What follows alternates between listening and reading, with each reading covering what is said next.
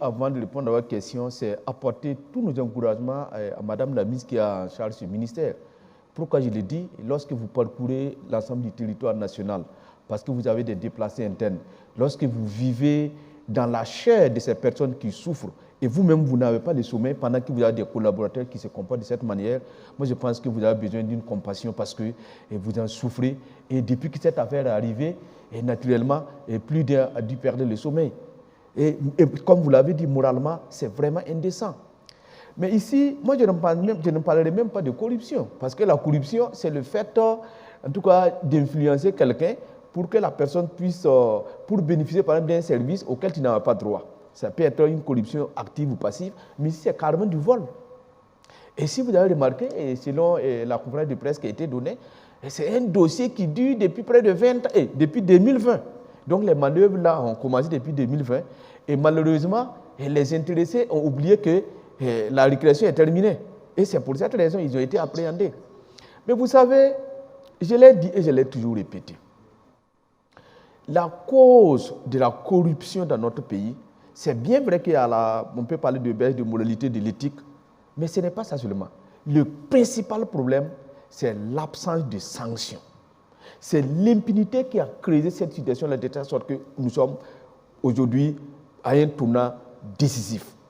Vous voyez, lorsque dans un pays, on peut tout piller impunément et puis s'en tirer d'affaires, c'est quelle leçon de morale vous voulez monter à vos enfants? Il y a combien de... Prenez par exemple la gestion des terrains à Ouagadougou. Combien de parcelles ont été pillées? Prenez toute la ville de Ouagadougou, vous n'allez pas voir un endroit où on peut installer encore une facture à but social. Mais c'était prévu, tout ça c'était pillé et après le coup d'État et après l'insurrection, rien n'a été. Vous prenez les communes rurales, elles ont emboîté les pas. Parlons-en, prenez par exemple les communes qui bénéficient des fonds miniers. Normalement, après près de 10 ans, ces communes auraient dû changer de visage. Mais je vous en prie, si vous repartez, la misère est encore plus pendante qu'avant. Parce que tout simplement, les fonds étaient là. Mais qu'est-ce que les gens ont fait? Ils ont fait des investissements, j'allais dire, intelligents. Intelligent, ça veut dire quoi? C'est des réflexions, c'est des projets qui n'apportent pas le développement, des projets de construction pour pouvoir tirer les dividendes. Et rien n'a été. Les gens sont sortis massivement pour demander à ce que Blaise Compaoré s'en aille parce qu'on est fatigué de la misère, on est fatigué de la pauvreté, on est fatigué de la corruption. Mais ceux qui sont arrivés, qu'est-ce qu'ils ont fait?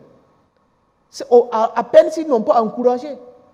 Et les gens ont compris qu'au Burkina Faso, si tu voles 1 milliard, tu es mieux traité que celui qui a volé 1000 francs. Et si on t'a appréhendé 2 ou 3 jours, bon, on simule peut-être une maladie et tu t'en tires d'affaires. Donc autant voler ces milliards, aller faire quelques jours en prison et sortir jouir de son argent.